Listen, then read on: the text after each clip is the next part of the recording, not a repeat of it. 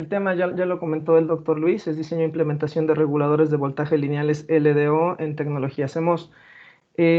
Bueno, el contenido de esta charla, vamos a hablar un poco de lo que son los sistemas en chip y en este caso el por qué se requiere este tipo de reguladores adentro de lo que son esos sistemas, qué nos han permitido y también cuáles son esas limitantes. Vamos a dar rápidamente una definición de lo que son esos reguladores de voltaje. Vamos a plantear lo que es el esquema de lo que es un regulador LDO, que es un esquema único, en este caso para hacer regulación de voltaje. Vamos a irnos todavía más adentro hacia lo que son los reguladores LDO que no ocupan capacitores externos. No por nada, bueno, estamos hablando de sistemas integrados. Bueno, vamos por ahí a analizar uno de los proyectos que en este caso se desarrolló en la universidad, un cables que, bueno, se propuso y, bueno, fue producto de una publicación.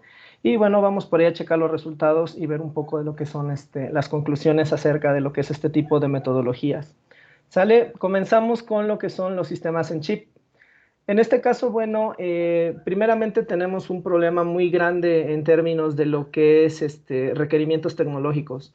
Actualmente ya no estamos bajo la idea de que ya no queremos tecnología. De hecho, al contrario, cada vez demandamos más y más y más y más tecnología. Y en este caso ya ni siquiera sabemos para qué la queremos. Simple y sencillamente, si el siguiente dispositivo móvil, si el siguiente laptop, si la siguiente computadora trae alguna diferencia tecnológica que no sabemos ni para qué sirve, pero la queremos, ¿sale? Y esto, bueno, debido a lo que son quieran o no, la muy buena estrategia de marketing que sea, ¿cómo se llama?, comercializado. Sin embargo, esa estrategia de marketing, quieran o no, bueno, ayuda demasiado en lo que es la innovación. El hecho que nosotros tengamos un dispositivo que sea inteligente, realmente eso es la última implementación de esas tecnologías. Todas estas tecnologías anteriormente, casi hace 5 años atrás, que fueron ¿cómo se llama?, diseñadas, pues realmente tuvieron otra aplicación mucho más interesante y en este caso, pues realmente para un bien, ¿sale? Ya nosotros la tenemos en este caso para, bueno, lo que es realizar un poco de entretenimiento, para lo que es un poco de ocio. Sin embargo, como tal, bueno, para eso nosotros estamos trabajando en lo que es la parte de integración. Pequeño inconveniente de todos estos sistemas de integración es que necesitamos que sean baratos y hablando única y exclusivamente de lo que son los sistemas móviles, llámese teléfonos, llámese tabletas, que bueno, realmente siendo realista, actualmente ya queremos que todo sea móvil e inalámbrico. Ya no podemos tolerar en este caso audífonos que no tengan Bluetooth, ¿sale? Ya el cable nos estorba, ya ¿cómo se llama? Incluso algo tan trivial como cargar el teléfono, pues ya requerimos que también sea en este caso inalámbrico. Entonces, bueno, ese tipo de características hace que los sistemas electrónicos que estemos manejando actualmente pues sean mucho más caros. Entonces, pues en términos de desarrollo electrónico, los sistemas se vuelven más caros, pero nosotros lo queremos más barato. Entonces, bueno, tenemos que ver algún trade-off para lograr eso. La otra es que necesitamos que nuestros sistemas tengan un mayor tiempo de vida útil, cosa que realmente, debido a lo que es la tecnología de baterías, pues no se ha logrado. Entonces, pues no nos queda de otra. Si las baterías no pueden avanzar a la par del nivel de integración que nosotros estamos manejando tecnológicamente hablando, pues lo que nos queda es que la única solución es que el nivel de integración que manejemos y las tecnologías que nosotros propongamos para hacer todos cualquier esta actividad, pues tenga que ser tecnología de bajo consumo. No nos queda de otra. O en este caso, eficientizar todos los procesos, ya sea en este caso a nivel hardware, para los que nos encargamos en la parte de diseño de circuitos integrados, ya sea en este caso a nivel de programación, en este caso sí, nosotros hacemos la parte de este hardware, pero no nos encargamos de hacer las aplicaciones. Entonces, quieran o no, desarrollar como tal códigos eficientes, pues ayuda demasiado a lo que es en este caso el consumo de batería. Y bueno, la otra cuestión en términos energéticos, evitar en este caso que nuestros dispositivos como tal pues se sobrecalienten, ya que ¿cómo se llama? Ese calor pues hace que los dispositivos electrónicos, procesadores, todo eso, empiecen a fallar en lo que son sus cuentas. Entonces, pues quieran o no, se tiene que repetir ese proceso y que se repita, pues es más gasto energético. Entonces, realmente, pues tenemos un pequeño paradigma en el cual, pues queremos más, pero queremos más barato, queremos que tengan más aplicaciones, pero queremos que tenga más vida útil su batería. Entonces realmente lo que queremos va en contra de lo que realmente la tecnología puede en este caso estar ofreciendo. Y bueno, un ejemplo muy práctico, ¿sale? Es, ¿cómo se llama? La evolución en lo que son las tarjetas madre, en este caso ya está antiguo esto, pero del iPhone 3 a lo que es el iPhone 5. ¿Sale? Como pueden ver, la tarjeta madre de lo que es el 3, pues tiene más o menos alrededor, primero se ve más grande en comparación, y segunda, en términos de circuitos integrados, tiene uno, 2, 3, 4, 5, 6, 7, 8, 9, tiene alrededor de como unos 15, 18. Pero si ustedes migran, en este caso, su visualización hacia lo que es un iPhone 5, en su tarjeta madre, si se dan cuenta, ya se ve en este caso un número menor de componentes. ¿Sale? Primeramente, ¿qué ventajas tiene? En términos de disipación de energía, esto va a ser un poco más eficiente porque podemos destinar una mayor área en el empaquetado hacia lo que son disipadores. ¿Sale? Eso es una cosa. La otra, en términos de error, a la hora de hacer a la hora de estar soldando, a la hora de diseñar los PCBs, esos errores se minimizan. ¿Sale? Y la otra cuestión, se vuelve en este caso mucho más ligero. ¿Vale? Entonces, pues quieran o no, sí hay un cambio bastante estrepitoso, pero bueno, en este caso eso se debe a que todos y cada uno de estos dispositivos que nosotros vemos aquí se redujeron y en este caso se integraron en lo que es un nuevo circuito integrado. Un ejemplo muy básico, sale, vaya, es lo que es este primer Nokia. Sale en términos de ingeniería, vaya, es un monstruo de la ingeniería, realmente marcó el parteaguas de lo que es muchas cosas en cuanto a tendencias de ingeniería industrial, en cuanto a tendencias de eficiencia energética, en cuanto a tendencias de circuitos integrados, marcó muchas cosas. Sin embargo, a lo que vamos es que la primera parte de lo que es la tarjeta madre se utiliza en este caso para lo que es este procesamiento de señales en banda base, en este caso lo que es voz, ¿sale? Mientras que la otra parte, en este caso, pues está utilizada para lo que son medios de transmisión, todo lo que es la radiofrecuencia. En este caso me parece que esto era la primera generación, GSM. Entonces, bueno, si pueden ver, primeramente está muy grande. Segundo, hay un área muy grande en el PCB utilizada para solamente procesar voz, si acaso un mensaje de texto por ahí. Y bueno, una parte bastante, bastante grande para única y exclusivamente los enlaces de comunicación que se tienen entre los teléfonos. ¿Sale? Entonces, tenemos aquí, aparte de mucho tamaño, tenemos un pequeño problema, que las potencias que yo ocupo para procesar banda base son demasiado diferentes a las potencias que yo utilizo para generar señales de radiofrecuencia.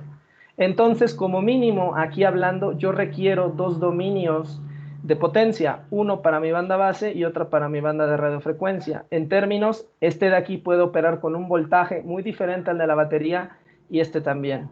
Entonces, pues si nosotros, bueno, obviamente con lo que fue el paso de lo que es la evolución de circuitos integrados, pues se ha logrado incluso que todo esto que se hacía por ahí de lo que fue el 2000, sale actualmente en dimensiones, se haya escalado cerca de más o menos 1 millón de veces. ¿Sale? Estamos hablando de que en este caso, fíjense, toda esta tarjeta mide al menos la pura sección de radiofrecuencia. Permítanme.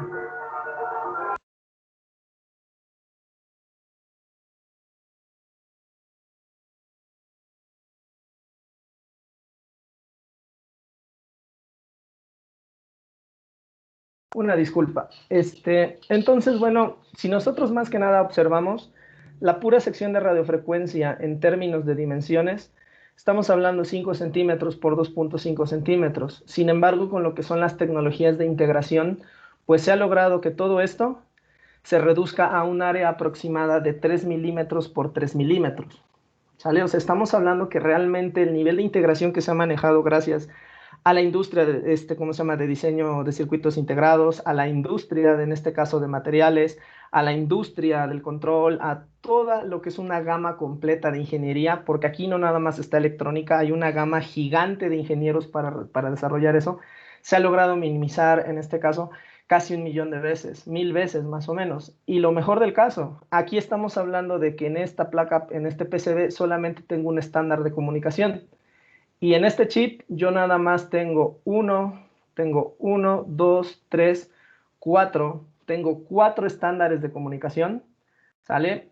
Tengo todavía un sensor de temperatura, tengo un circuito de reloj, tengo un amplificador de potencia, porque tal vez yo aquí quiera conectarle unos audífonos y escuchar música de alta calidad. Tengo un bloque de procesamiento y bueno, obviamente, pues todo esto internamente tiene un regulador de voltaje para que en este caso, bueno, ahorrarnos un poco de espacio también en la parte extra. ¿Sale? Y bueno, todo esto se logra con una ingeniería bastante avasalladora. Les comento, o sea, ingeniería de control, ingeniería de procesos, ingeniería de materiales, ingeniería de planeación. Hay una cantidad muy fuerte de ingeniería involucrada en solamente, en este caso, 3 milímetros por 3 milímetros. Entonces, pues sí, muy bonita la idea de que hagamos una reducción, ¿cómo se llama? De los reguladores, regularización es una minimización de lo que son los sistemas de transmisión, de los sensores, ¿vale? Es una muy buena idea. Sin embargo, hay cosas que se deben, en este caso, que dejar tal y cual son. Y un ejemplo muy, pero muy, muy grande, en este caso, viene en lo que son las plataformas de gaming o lo que son en este caso las motherboards para lo que es este procesamiento de alto desempeño. Estamos hablando de que los procesadores que se manejan internamente acá, qué bello sería que sus reguladores estuvieran internos. Pequeño inconveniente es que la cantidad de potencia que en este caso disipa el puro procesador es una limitante, ¿sale? Y si todavía le metemos más cosas adentro, va a disipar más potencia, muy posiblemente se queme.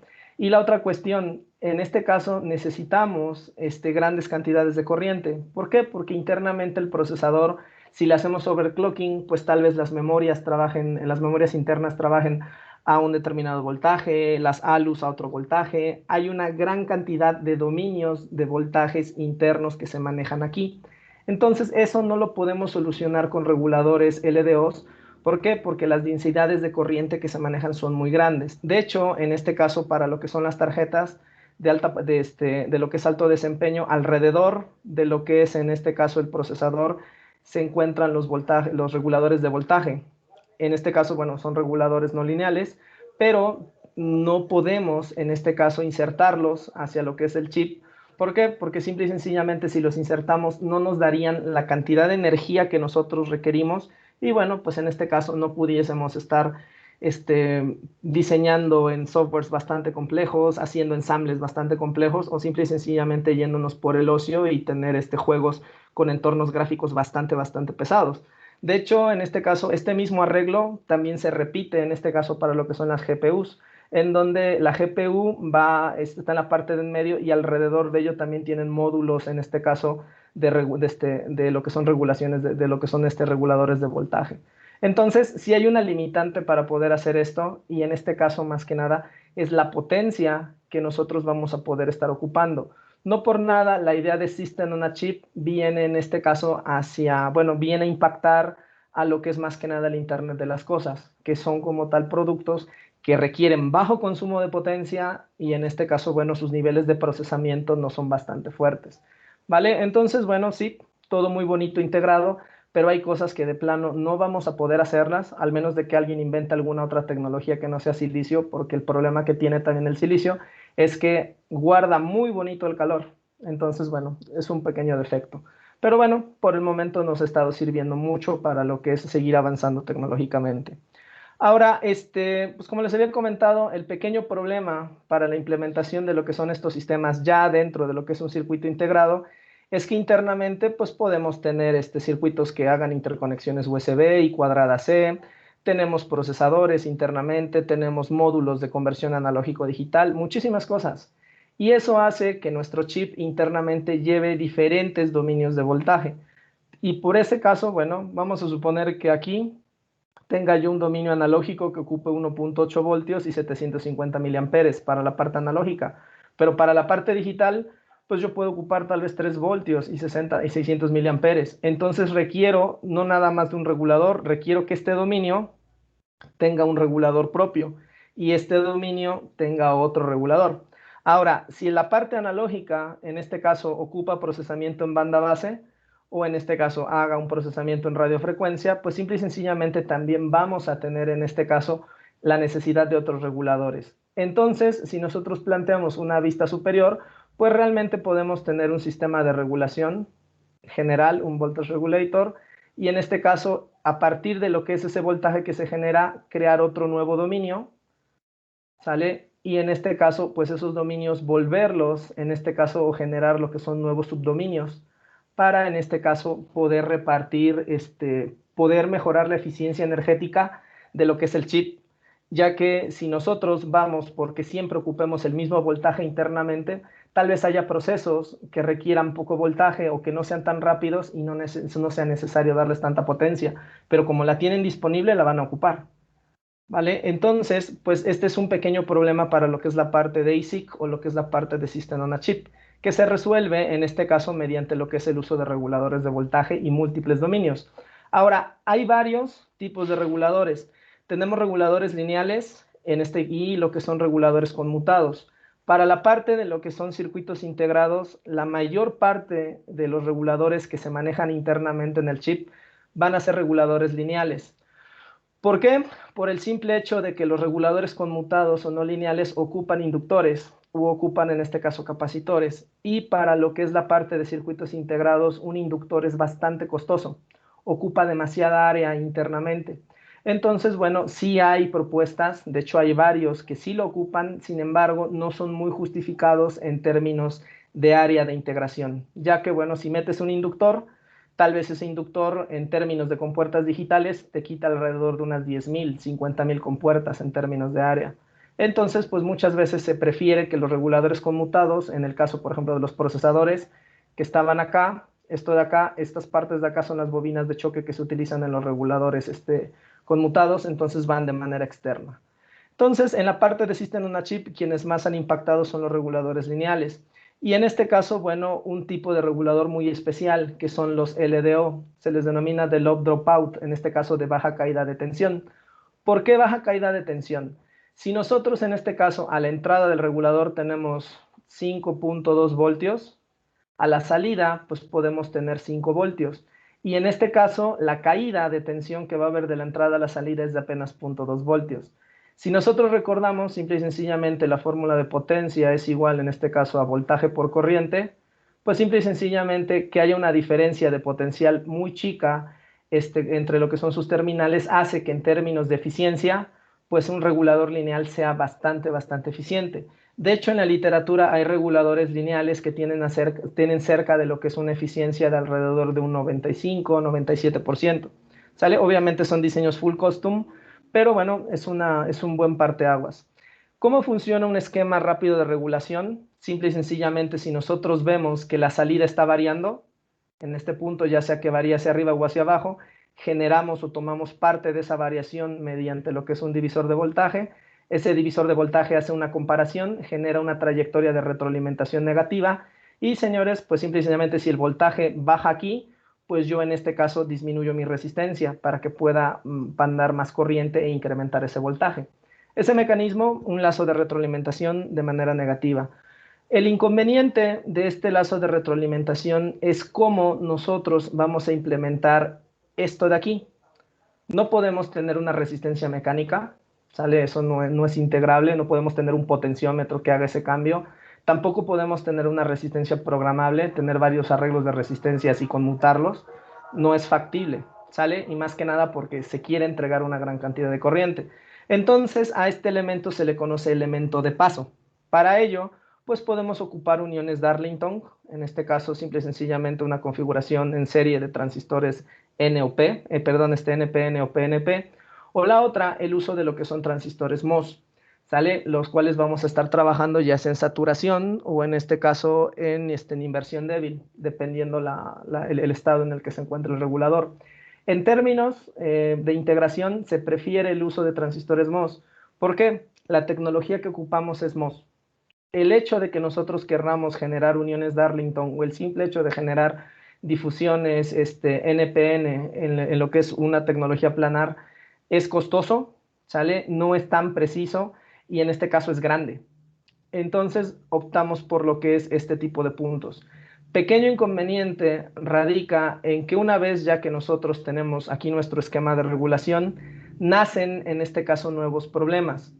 Cuando nosotros tenemos un regulador de voltaje típico, llámese el LM315, el LM317, nosotros nos basamos en la idea de que estos capacitores que están aquí o de acá, hasta nos damos el lujo de decir, oye, pues ponle un capacitor de unos 220 microfaradios aquí.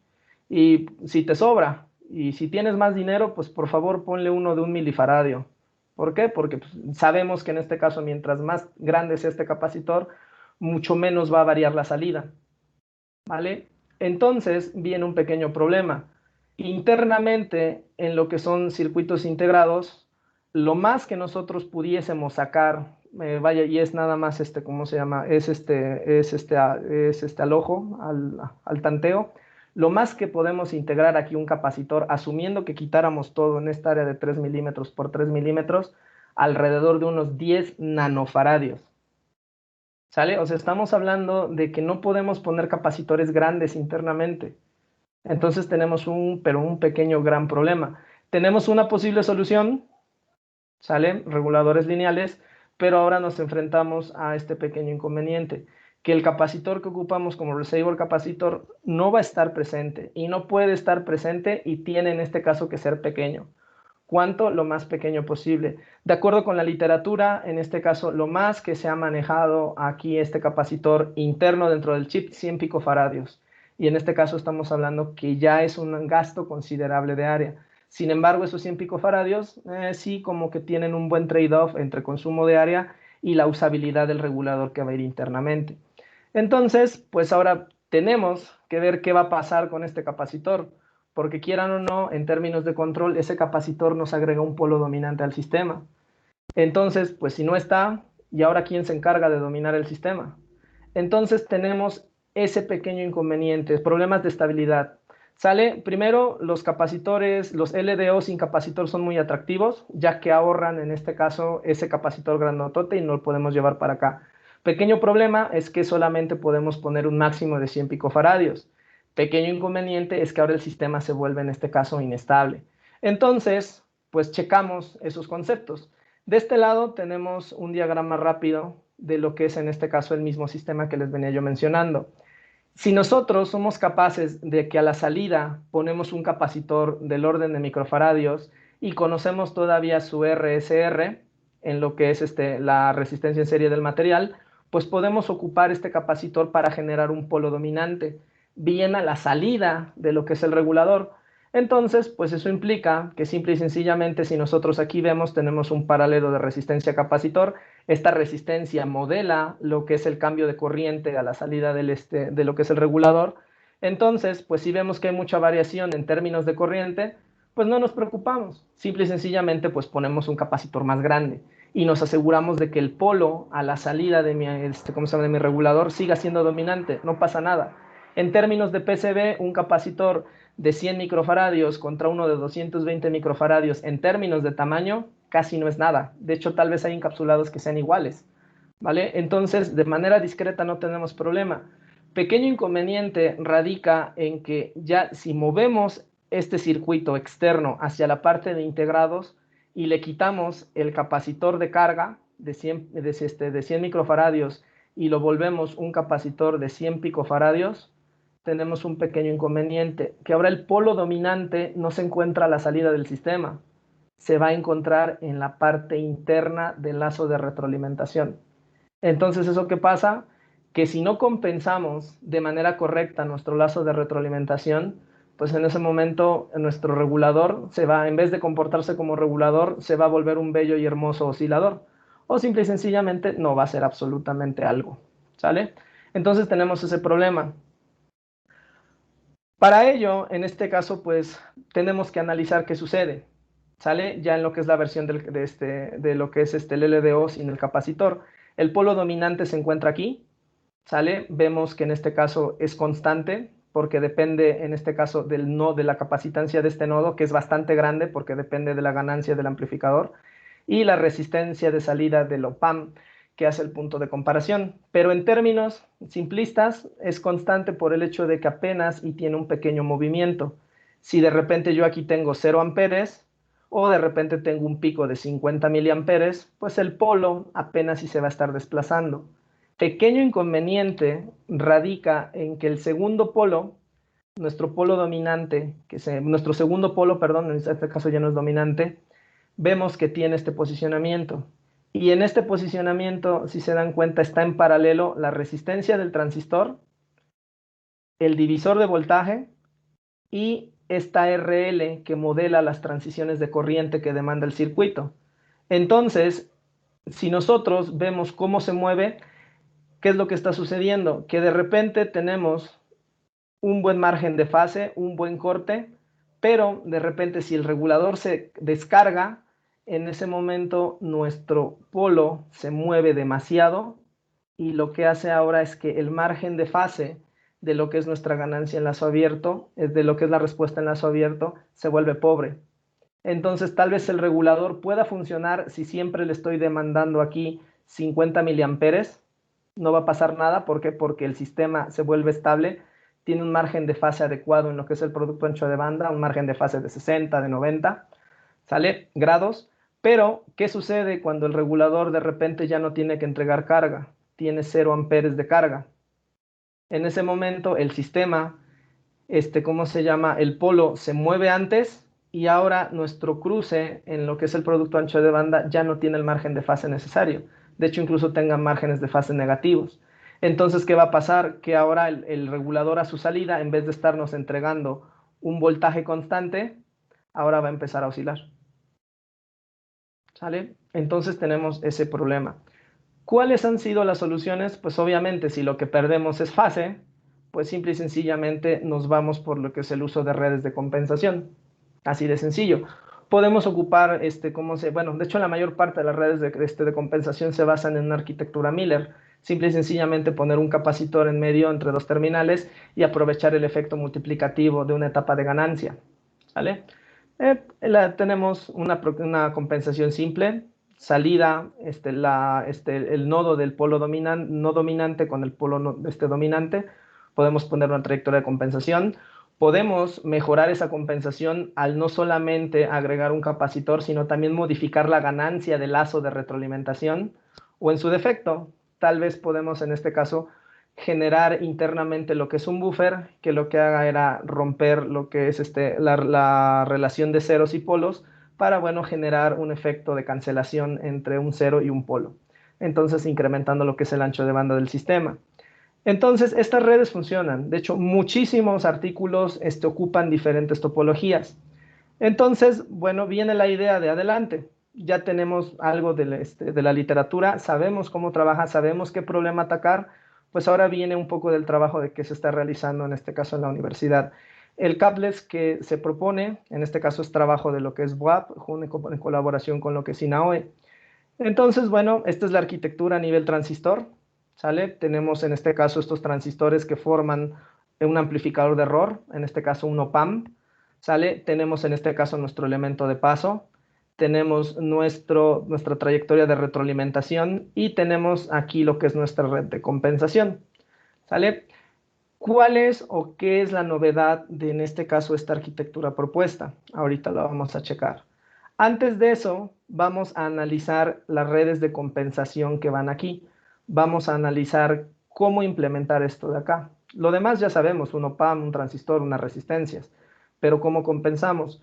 Si analizamos primeramente lo que es la literatura, pues vamos a ver que ocupan en este caso una estructura para hacer ese proceso de compensación, un capacitor, y en este caso, pues un simple y sencillamente un transistor que funciona como diodo. ¿Sale? Vemos, hacemos su análisis, todo muy bonito. ¿Sale? Es un sistema que en este caso tiene un solo polo, al menos lo volvimos de polo dominante, y vemos que su amplitud del sistema, la ganancia, va a depender de lo que es el valor del capacitor que nosotros tengamos aquí. Vemos algún otro tipo de implementación en el estado del arte, algo que se llama Self-Bias Common Source Amplifier, en donde, bueno, podemos ver, ya es un sistema un poco más complejo, ¿sale? Ya es un sistema de orden 2, pero bueno, también puede ser analizado como un sistema de polo dominante y en este caso caemos a la misma idea. Si se dan cuenta, la ganancia de esto mismo va a depender de CF, del valor del capacitor de compensación que utilicemos. Y en este caso, ¿cómo se llama? Bueno, vemos por ahí, lo que es ese pormenor que después vamos a ver por qué. Entonces, pues llegamos nosotros y decimos, pues, ¿por qué no ocupamos una estructura diferente que trate de independizar esta idea? Entonces, para ello se propone lo que es el uso del Bootstrap Flipped Voltage Follower. en donde, bueno, después de que hicimos todo el análisis, todo esto, se llega a la idea de que si se dan cuenta, en este caso tenemos esta función de transferencia, en donde ahora, ¿cómo se llama? Primeramente, lo que es el polo dominante, ¿sale? Esta parte de aquí, ya no depende de lo que es el capacitor de, en este caso, de feedback, en este caso el de compensación. ¿Qué implica? Que ahora nosotros podemos, en este caso, diseñar un sistema que tenga un ancho de banda constante, no importando, en este caso, las variaciones del capacitor que ocupemos para compensación, lo que nos va a dar una muy gran libertad, una muy grande libertad a la hora de diseñar nuestro sistema de compensación. Vamos a visualizarlo, fíjense, este es en este caso el comportamiento de lo que es el diodo like. En este caso vemos el ancho de banda variando lo que es el capacitor que vamos a ocupar para compensar. Fíjense, el ancho de banda aquí cambia, vamos a poner que son 2 megas, aquí el ancho de banda pues unos 8 megas, aquí por aquí el ancho de banda más o menos ha de andar en como unos 80 megas. ¿Sale? Tenemos ese problema. La otra cuestión, si analizamos el self-bias, también vemos que tiene ese comportamiento. En este caso, los anchos de banda de la compensación varían, en este caso, con el propio elemento que ocupamos para compensar. Y eso no es algo muy bueno porque también el chip, cuando se manda a fabricar, tiene variaciones. Entonces, si hay variaciones en el capacitor, también va a variar el ancho de banda, en este caso de mi red de compensación, y tal vez no quede en la frecuencia que yo quiero. Entonces viene la respuesta de la estructura propuesta y, oh sorpresa, ¿sale? Si se dan cuenta, todos o al menos las 3 gráficas tienen el mismo ancho de banda, ¿sale? Independientemente de lo que es el capacitor que nosotros ocupemos. Obviamente, bueno, tiene un costo y ese costo es que la magnitud del sistema, ¿cómo se llama? Varía. Pero al menos tenemos la certeza de que si diseñamos que compense a un cero o a un polo en una determinada frecuencia, no se va a mover. Y eso nos da una gran, pero una gran libertad a la hora de realizar lo que es el diseño o la implementación final. Entonces, bueno, esta idea se traspapela, bueno, en este caso no, la palabra no es traspapela, se lleva, tenemos en este caso ya lo que son nuestros elementos transistorizados, ya vimos por qué ocupar esta nueva red de compensación, y bueno, pues simple y sencillamente hacemos su diagrama de bloques, pasamos todos los transistores a su modelo pequeña señal, obtenemos sus modelos de cada bloque, y bueno, todo es tan sencillo como ver que sí, en efecto, un LDO es un sistema que tiene una retroalimentación, en este caso negativa. Ahora, negativa a pesar de que aquí sale un positivo. ¿Por qué? Porque tengo signo negativo, negativo, negativo. Y bueno, se mantiene lo que es ese signo negativo. ¿Sale? Entonces, bueno, ya analizamos el sistema. Lazo abierto, obtenemos sus respuestas.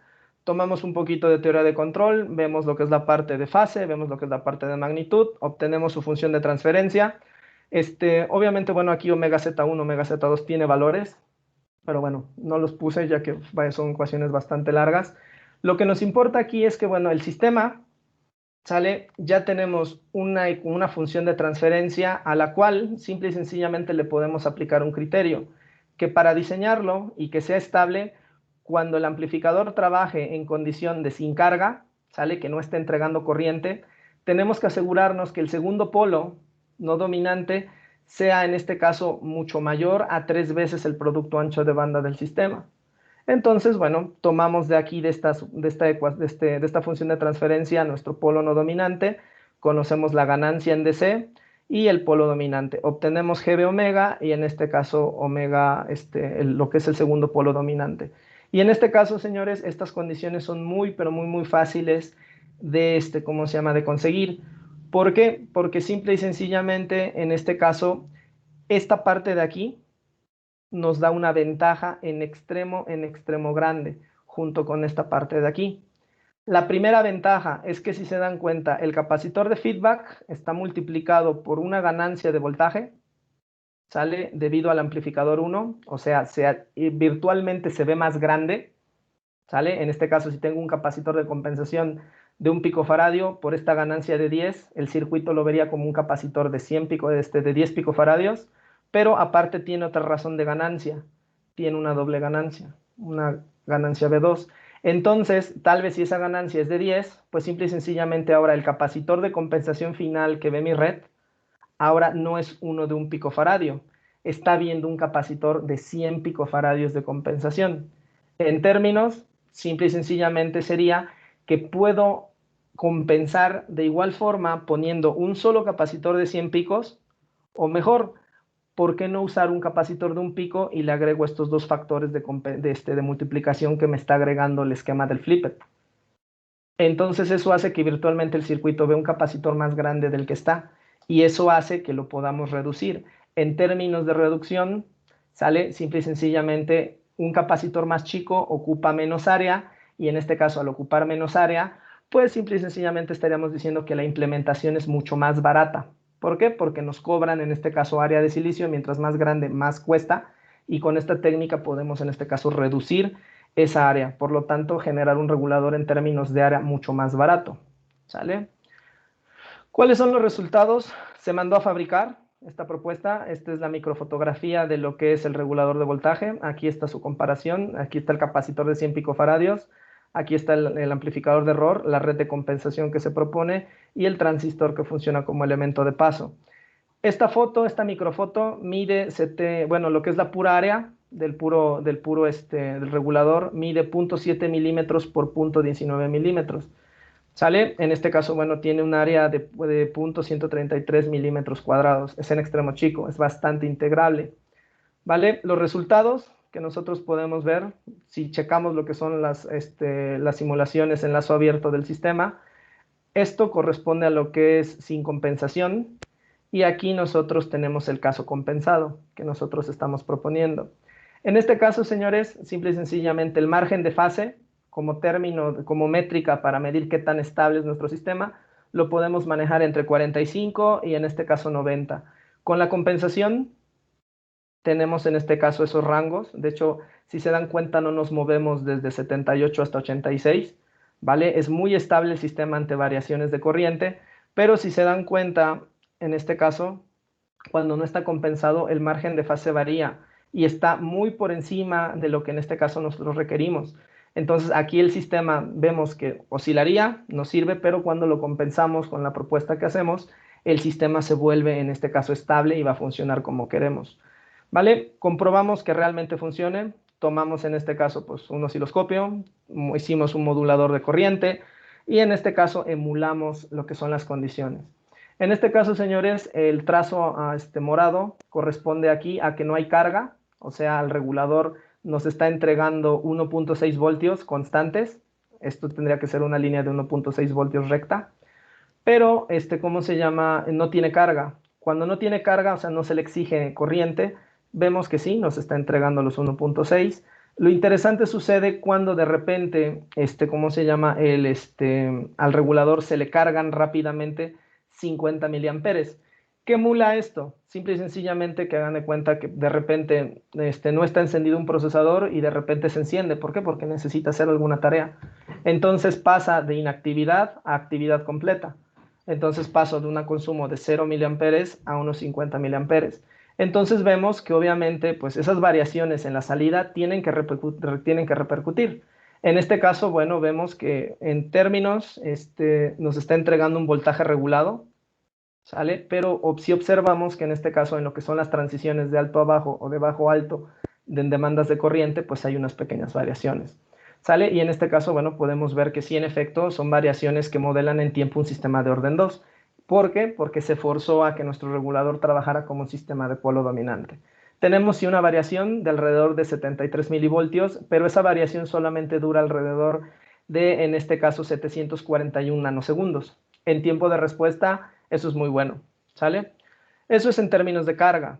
También, ¿qué sucede si el voltaje con el cual alimentamos el regulador varía? ¿Sale? También en este caso vemos que nuestro regulador está funcionando de manera idónea. En este caso, bueno, simple y sencillamente tenemos variaciones en lo que son estos cambios, estas transiciones, de alrededor de 23 milivoltios y el tiempo que duran, porque después se vuelve a sentar, es de alrededor de 1.14 microsegundos. ¿Vale? El PCRR, en este caso, bueno, este diseño no fue optimizado para funcionar con un PCRR muy alto. Entonces, bueno, en términos, esto es un PCRR, pues, no muy malo, pero tampoco en este caso es bueno. Sale un PCRR bueno, andaría en menos 60 decibeles como mínimo para un regulador, pero en este caso este regulador no fue diseñado para optimizar lo que es la métrica del PCRR. Para que nos comparemos más o menos con lo que se ha hecho, bueno, pues simple y sencillamente vemos lo que son las figuras de mérito, muy importantes para que nosotros veamos en dónde estemos. Pero estas figuras de mérito, tenemos que ver cómo interpretarlos. ¿Sale? La figura de mérito 1 nos dice, en este caso es la de 4 puntitos, ¿sale? Nos dice que mientras más grande, mientras más chica sea esa figura de mérito, va a ser mucho mejor. Entonces, nuestro trabajo en comparación con el 8, 9 y 10 que están en las referencias, bueno, vemos que con la figura de mérito 1, bueno, pues mientras más chica sea, pues es mucho mejor. Entonces, estamos, ¿cómo se llama? Estamos en buen camino. ¿Sale? En otro término, bueno, en lo que es una segunda figura de mérito, bueno, vemos que en este caso, pues no andamos muy bien. ¿Sale? Sin embargo, necesitamos en este caso conocer qué mide lo que es esa figura de mérito. Para este caso, nuestra figura de mérito, cuando se evaluó, depende demasiado en este caso, de lo que es el consumo de potencia. Y en este caso, bueno, nosotros al agregar una red que lleva una compensación activa, agregamos más, ¿cómo se llama? Más redes, más ramas a corriente. Entonces, bueno, es lógico que en este caso caigamos en lo que es ese sentido. Ahora, ¿qué otra cosa podemos marcar de lo que es este trabajo que se realizó? La habilidad de que mientras menos elementos tengamos, pues mucho más rápido podemos, mucho más fácil podemos hacer en nuestros diseños, o es mucho más fácil de modelar. Si nosotros vemos en este caso lo que son los capacitores de compensación en todos los trabajos, primeramente el valor, ¿sale? En este caso, este ocupa un valor de 41 picofaradios, este ocupa 7 picofaradios, este ocupa 4 picofaradios, y si nos vamos a nuestro trabajo, el de nosotros apenas ocupa una décima parte de, en este caso, este otro trabajo. O sea, estamos hablando que nuestro regulador en términos de área es mucho más eficiente y mucho más barato, ¿sale? Ahora, en términos de diseño, ¿qué tan complejo sería implementar su red de compensación? Si nos vamos a la primera idea, ocupa 2 capacitores para generar esa red de compensación. El otro trabajo 2 capacitores, el otro ocupa 4 y el de nosotros ocupa solo 1. Entonces, en términos de diseño, pues estaríamos hablando de que es mucho más fácil hacer cuentas con un solo capacitor que no con 2 o con 4, ¿vale? Entonces, bueno, he ahí en este caso el aporte que realiza lo que es, lo que es este prototipo. ¿Sale? Bueno, como conclusiones, se hizo un regulador basado en lo que es una técnica de compensación activa utilizando el Flipped Voltage Follower como una técnica de compensación. Se analizó, se desarrolló y funcionó. En este caso, bueno, esta técnica nos permitió una reducción de la capacitancia de compensación contra el estado del arte de 10x, ¿sale? Para el trabajo más chico, ¿sale? De hecho, tenemos, hay otro artículo que reporta y cuando nos comparamos con él tenemos una reducción de 100x, ¿sale? Entonces, bueno, es bastante bueno. El regulador, bueno, trabaja con lo que son 1.8 voltios a la entrada, nos está entregando 1.6 voltios de salida estable, ya vimos que ante variaciones de carga y ante variaciones de línea, entregando una carga de 0 a 50 miliamperes. ¿Por qué se ocupa 0 a 50 miliamperes? Simple y sencillamente es una decisión y porque la mayor parte de los reportes trabajan con este valor, con 50 miliamperes. Sin embargo, se puede escalar en este caso para que el regulador pueda, ¿cómo se llama? Entregar 100 miliamperes, 200 miliamperes, a incluso hasta lo que es medio amper. Pequeño inconveniente que tienen todos los reguladores lineales LDO, todos, que no están diseñados para entregar grandes cantidades de corriente. ¿Por qué? Porque en este caso requiere un transistor de paso bastante grande, que en este caso va a disipar mucha energía y bueno, se va a calentar y aparte pues no es muy integrable. ¿Sale? De hecho, por esto es que los reguladores lineales se ocupan para aplicaciones de IoT, para aplicaciones de bajo consumo de potencia. Están reducidos en cuanto a la cantidad de corriente que puedan implementar. 50 miliamperes para un procesador Ryzen y que lo ocupemos para alimentar, en este caso, no sé, su unidad de control lógica, o ¿cómo se llama? O la unidad que controla lo que es el multitasking dentro del procesador, que tal vez esté consumiendo unos 200, 300 miliamperes, pues no se va a lograr, ¿sale? Por eso la necesidad de que externamente, ¿cómo se llama? Para diseños de alto desempeño, se ocupen los reguladores de manera externa. No podemos, en este caso, migrar LDOs hacia lo que es hacia lo que es esos perfiles de alto consumo de potencia. ¿Sale? Bueno, obtuvimos buenas respuestas en lo que es tiempo y en regulaciones de línea y regulaciones transientes que, bueno, verifican que la propuesta diseñada es válida para su implementación en sistemas de bajo consumo o mediano consumo de potencia. ¿Sale? Estas son es la bibliografía en la cual se ha basado este trabajo. Y bueno, señores, pues eso sería todo por mi parte. No sé si tengan alguna pregunta. Muchas gracias, doctor, por su presentación. Bueno, como lo acaba de mencionar, pasamos a la parte de las preguntas. Si alguien tiene una pregunta para el doctor, ya sabe, puede levantar la mano y le vamos dando la palabra para hacerlo de forma ordenada. Jorge, adelante. Buenas tardes, gracias por la presentación. Bueno, para una persona que no conoce mucho del tema, ¿qué usa usted para la referencia del voltaje con el cual se compara? ¿Usa diodo Zener o qué es lo que se usa generalmente para la referencia? Porque ahí lo puedo ver como un bloque, pero ¿qué sí, acá. tiene? Sí, gracias. Ok, en este caso, ¿cómo se llama? Al igual que existe un circuito que hace una regulación de voltaje, existe un circuito que en este caso hace lo que es un voltaje de referencia. Como comentas, simple y sencillamente podemos ocupar un diodo Zener.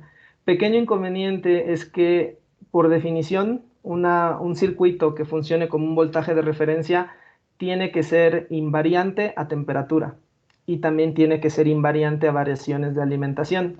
Y un diodo Zener no va a ser invariante a temperatura ni tampoco va a ser muy estable ante variaciones de alimentación. En este caso, ¿cómo se llama? Hay circuitos que se compran, se llaman band gaps, y en este caso se ocupa como tal.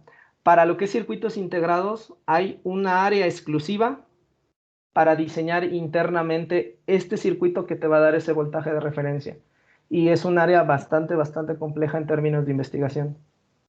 ¿Sale? En este caso, ¿qué se usó? Se compró un circuito integrado que diga, me da tanto voltaje de referencia y ya. Ah, ok, muchas gracias. ¿Vale? Sí, porque no era la idea generar este voltaje internamente. Sí, es la estructura, es el regulador. Muchas gracias.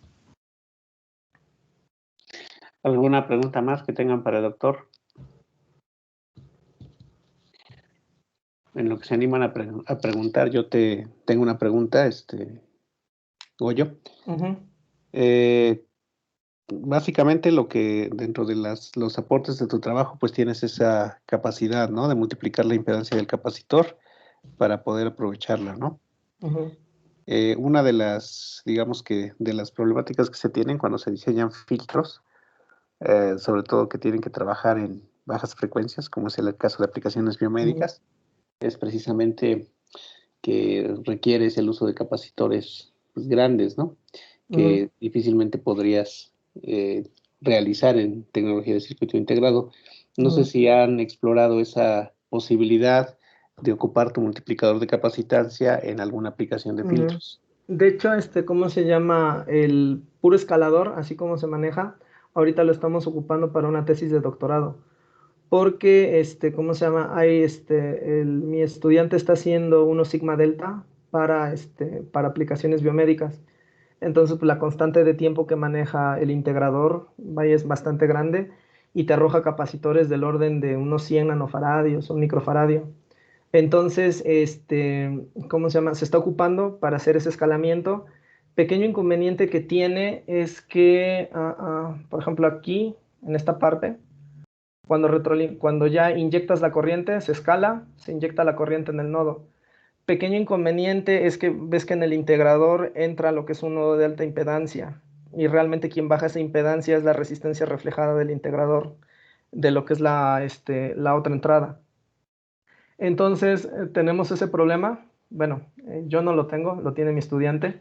Entonces, lo está solucionando porque esto funciona siempre y cuando la entrada de corriente sea en baja impedancia. pero cuando retorna tenemos ese pequeño gran inconveniente. De hecho, ya exploró 3 soluciones y las 3 soluciones son muy factibles, pero ¿cómo se llama? Todavía tenemos el problema de que la tierra virtual a la entrada de lo que es el amplificador se mueve mucho. Entonces por ahí hay ¿cómo se llama?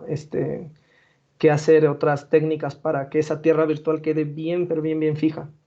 Entonces, si lo extrapolamos eso hacia filtros, pues hay un pequeño inconveniente porque luego hay muchos capacitores que son flotados o bueno, tienen voltajes diferenciales en las entradas. Entonces, escalar esto hacia una entrada, hacia lo que es un circuito que te funcione con nodos diferenciales, o bueno, con una diferencia de potencial entre 2 señales que cambien en el capacitor, no es factible. Así no. ¿Sale? Sí se requiere forzosamente que la señal de entrada de la red, esta sí puede variar, no hay ningún problema, pero la señal de aquí tiene que mantenerse lo más constante posible. No funciona para la idea de que el capacitor quede así el capacitor equivalente y aquí cambie y de aquí cambie también. No funciona. Se necesita generar el inverso.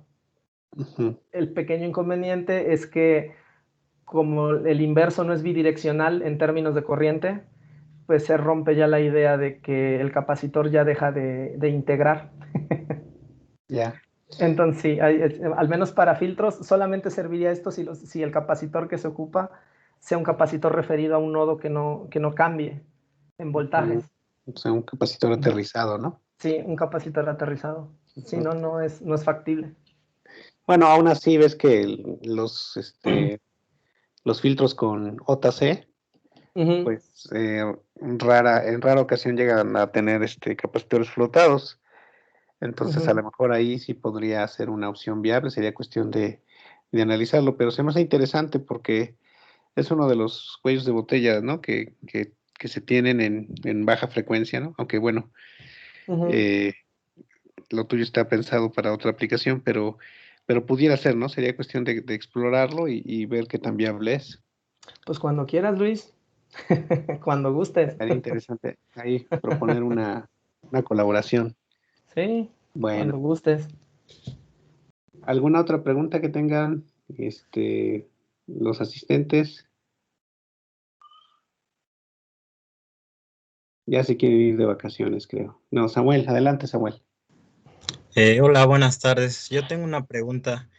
Ahí veo que hay algunas resistencias. ¿Esas resistencias también las integra en el Sí. diseño que hace? Sí, sí, van las resistencias integradas. Todo esto es integrado. Menos, Ok. menos pues, obviamente la resistencia de carga. Eso es lo que emula que el siguiente circuito drene corriente o no. ¿Y esas resistencias no ocupan mucho espacio para diseñarlas? No, en este caso, vaya, esa respuesta es trivial en el sentido de, ah, te preguntaría, bueno, de hecho, esa trivialidad radica en que estas resistencias se pueden fabricar de diferentes materiales, ¿sale? En este caso, polisilicio de alta densidad o incluso en este caso con lo que es el puro dopaje de lo que es el silicio, ya sea N o P. ¿Sale? En este caso, todo va a depender de la frecuencia de la señal que tú proceses. Por ejemplo, si estas resistencias, si eso es un divisor de voltaje para generar un voltaje de referencia, las puedes ocupar con high res, con este polisilicio de lo que es alta resistencia. ¿Por qué? Porque simple y sencillamente es ruidoso ese material en términos. Y la otra cuestión es que pues es una señal de baja frecuencia, entonces no lo afecta mucho, ¿vale? Pero si tú la implementas, por ejemplo, estas resistencias para un amplificador, no sé, que te trabaje a 2 gigas, no te queda de otra más que implementarlas en este caso con lo que es polisilicio, que es el material en este caso pues menos ruidoso, por así decirlo. ¿Sale? Entonces, hay consecuencias. Si los implementas con materiales de alta resistencia, las resistencias quedan chiquitas y son, vaya, bastante integrables. Si los implementas, en este caso, con resistencias de polisilicio, sale que se ocupan para señales de bastante velocidad, pues sí quedan grandes. Entonces, ahí es el expertise, en este caso, de la persona. Recordemos que la resistencia pues, es una relación, en este caso, de corriente. Entonces, tal vez, para hacer más chica la resistencia, pues permitas que fluya más corriente. ¿Sale? Realmente ahí es un trade-off bastante, pues no es complejo, sino simple y sencillamente ver a qué le apuntas y en este caso seleccionar el material que vas a utilizar. En este caso, estas resistencias fueron de high res. ¿Por qué? Porque la frecuencia a la cual está trabajando este arreglo es alrededor de más o menos 1 MHz, 2 MHz, que para circuitos integrados, pues eso no es nada. Ok, y tengo otra con respecto a los capacitores e inductores, además del tamaño que ocupa en el diseño, ¿hay otras desventajas de integrarlos? En este caso, el capacitor integrado no es problema. ¿Por qué? Primeramente porque como esta tecnología es planar, o sea, somos buenísimos haciendo cuadritos y el capacitor se hace en forma de un cuadrito. De hecho, a ver si se le puede hacer zoom. Bueno, no se alcanza a ver. Pero esto está hecho por capacitores unitarios, más o menos de esta forma. Aquí son huequillos que se hacen, pero bueno.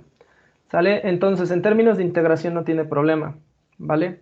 Ahora, los capacitores. ¿Por qué? Porque estamos utilizando dimensiones muy pequeñas, ¿sale? En cuanto a valor. El inductor sí. Ese, de hecho, el inductor, ¿cómo se llama? Para cualquier diseño, en términos de área es muy caro. ¿Por qué? Vamos a suponer que más o menos, si yo le hiciera zoom a esto de acá, un zoom out, más o menos el chip quedaría de este tamaño, ¿sale? Y el circuito que está aquí, total, se vería más o menos de este tamaño, ¿sale? Y aquí, bueno, tiene más o menos un capacitor de 100 picos, más o menos un poquito más grande, ¿sale? Pero para que yo pueda hacer un inductor, por ejemplo, de un nanohenrio, más o menos el inductor quedaría como de este tamaño. 1 o 2 nanohenrios.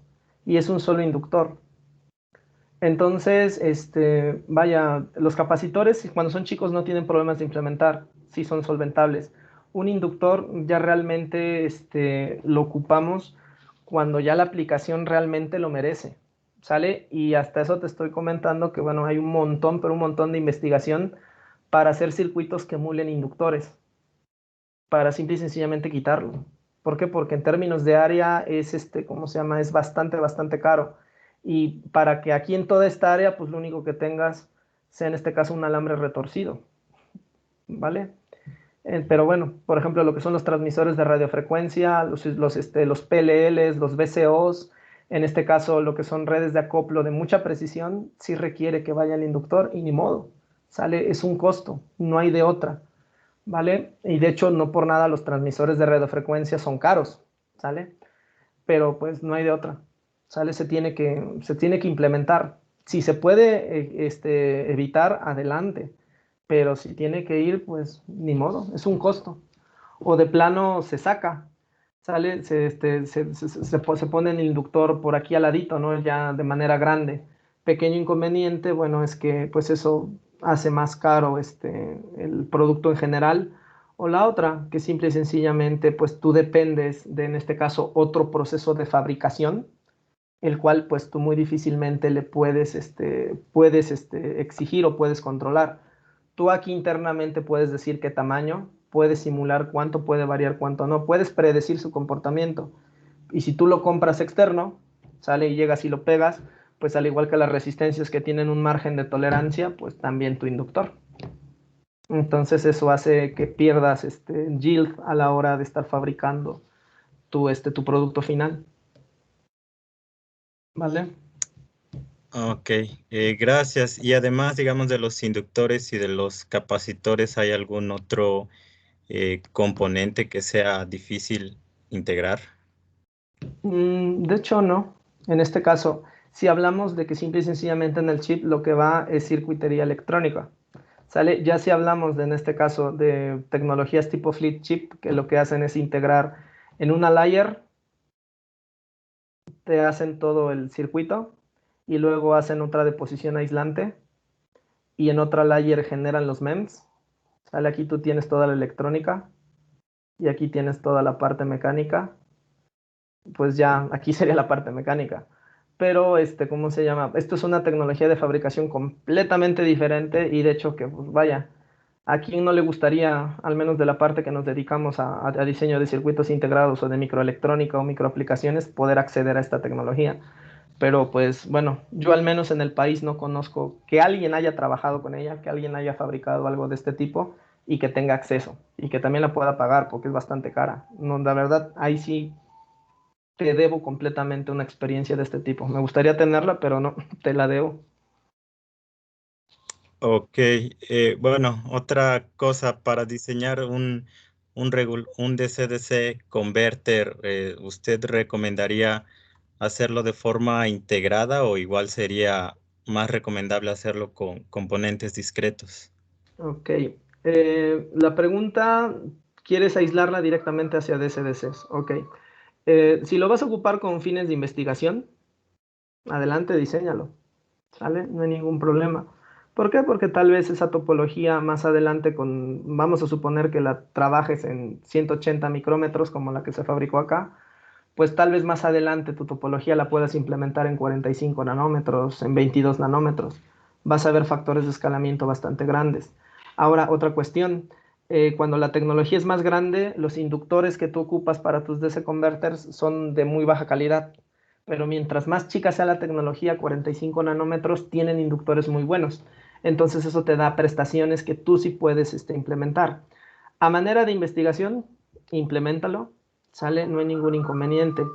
A manera ya física, ¿sale? En donde ya vaya los inductores, capacitores, todo ya la solución, que nada más llegues tú, la conectes y la sueldes, ¿cómo se llama? La verdad sí, yo te recomendaría mejor comprarlo, si lo vas a ocupar, Ok, ¿sale? bueno, es que, Ujú, ajá, bueno, te escucho, continúa, por favor. te escucho, Es te que escucho. la idea es hacer un convertidor, conectarlo a un MPPT para un sistema cosechador de energía. Ujú, Entonces, pues por eso es mi pregunta, si sí conviene hacer, digamos, los dos bloques integrados o igual el ujú. convertidor, ¿no? Bueno, es que aquí viene la idea, que tú lo que ya estás brindando, pues es una solución completa. ¿Sale? O sea, tú mismo ya me estás diciendo, es un harvester que internamente va a traer el algoritmo del PPT, se sintetiza digitalmente, toda la parte analógica, transistores y todo se implementa, se embebe y que se venda, y se vende vaya, y por vender digo vender la idea, ¿no? En este caso, que la idea sea genial y pues todo vaya en un solo circuito integrado, pues estaría muy bien, porque estamos hablando de que la mayor parte de los sistemas de recolección de energía recolectan microenergía en situaciones de microexistencia y en este caso pues queremos que pasen desapercibidos, ¿no? ¿De qué nos sirve en este caso, por ejemplo, lo que plantean luego que tienen un cantilever, el cantilever es del tamaño de tu teléfono y de repente ves que toda la circuitería está gigante y dicen, no, pues es que extraigo energía de los pasos del suelo.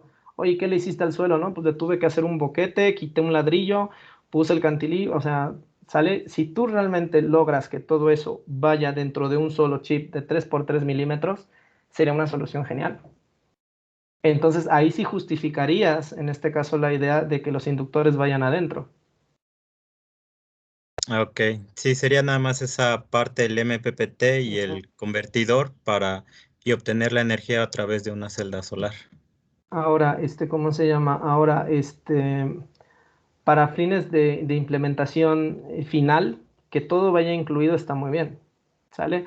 Pero para efectos de prototyping, en lo que peras y manzanas, pues puedes utilizar los externos para que veas en este caso que tu algoritmo y que la implementación en integrado del MPPT, porque al fin y al cabo ese algoritmo se transforma en compuertas digitales, te funcione y que también en este caso los elementos de control analógicos que lleves, me imagino que vas a ocupar por ahí unos comparadores, unos PWMs, todo eso estén funcionando.